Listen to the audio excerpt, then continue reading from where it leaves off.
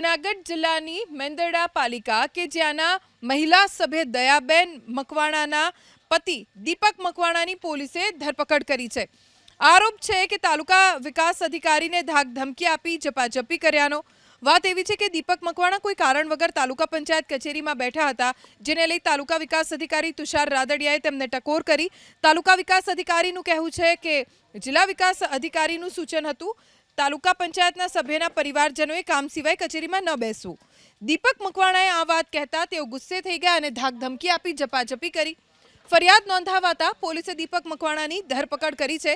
દીપક મકવાણાના પત્ની દયાબેન હાલ મેંદરડા તાલુકા પંચાયતના સભ્ય છે। આ પહેલા તેઓ મેંદરડા તાલુકા પંચાયતના પ્રમુખ પણ રહી ચૂક્યા છે। આરોપ છે કે તાલુકા વિકાસ અધિકારીને ધાક ધમકી આપી ઝપાઝપી કર્યાનો। વાત એવી છે કે દીપક મકવાણા કોઈ કારણ વગર તાલુકા પંચાયત કચેરીમાં બેઠા હતા, જેને લઈ તાલુકા વિકાસ અધિકારી તુષાર રાદડિયાએ તેમને ટકોર કરી।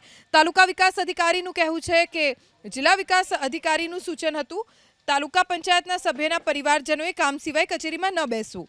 દીપક મકવાણાએ આ વાત કહેતા તેઓ ગુસ્સે થઈ ગયા અને ધાક ધમકી આપી ઝપાઝપી કરી। ફરિયાદ નોંધાવતા પોલીસે દીપક મકવાણાની ધરપકડ કરી છે।